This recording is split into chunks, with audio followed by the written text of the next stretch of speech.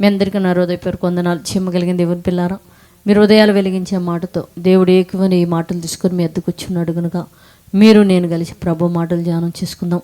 రాత్రి కాలం నుంచి మిమ్మల్ని, మీ కుటుంబాలని, మమ్మల్ని, సంఘాన్ని, భూమి మీద ఉన్న ప్రతి బిడ్డని జ్ఞాపకం చేసుకుని ఎన్నో మేలులు ఉపకారాలు చేసిన దేవుడికి మన ప్రభు అయిన యేసయ్య పరిశుద్ధ నామములో శిరస్సు వంచి వందనాలు తెలియజేసుకుంటూ ఈరోజు మన ఆత్మలకు ఆహారంగా దేవుడు ఏ మాటలు అయితే సిద్ధపరిచున్నాడో వాటిని ఒకసారి మనం ధ్యానం చేసుకోగలిగితే, నిర్గమాకాండం 23వ అధ్యాయం 25వ వచనంలో ఒక మాట రాయబడింది. దేవుని పిల్లారా, నీ దేవుడైన యెహోవాను సేవింపుడి, అప్పుడు నీ ఆహారమును ఈ పానమును దీవించునని రాయబడింది. దేవుని పిల్లారా, అంటే చాలామందికి దేవుని పిల్లారా సమృద్ధిగా వండుకోగలరు కానీ తినలేరు, ఏమండి తాగలేరు. అందుకనే నీ దేవుడైన యెహోవాను నువ్వు సేవించుము, నీ ఆహారమును నీ పానమును కూడా ఆయన దీవిస్తే దేవుని పిల్లరా తిని మనం ఆరోగ్యకరంగా ఉంటాం. దేవుని పిల్లరా, ఎంతమంది అయితే ఇవాళ తినలేక తాగలేక బాధపడుతున్నారో వారి జీవితంలో ఎక్కువని ఈ మాటలు దర్శించిన మరుక్షణమే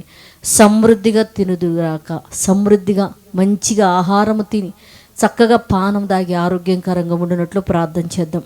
పరిశుద్ధుడా, చెమ్మగలిగిన మా పరలోకపు తండ్రి, ఎంతమంది అయితే నాయన ఈ మాటలు వింటున్నారో వారిని, వారి కుటుంబాలను మీరు ఆశీర్వదించండి నైనా.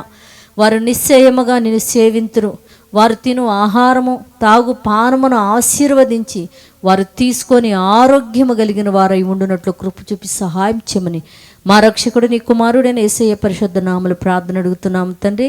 ఆమెను. మీ అందరికీ నా హృదయపూర్వక వందనములు, ధన్యవాదాలు.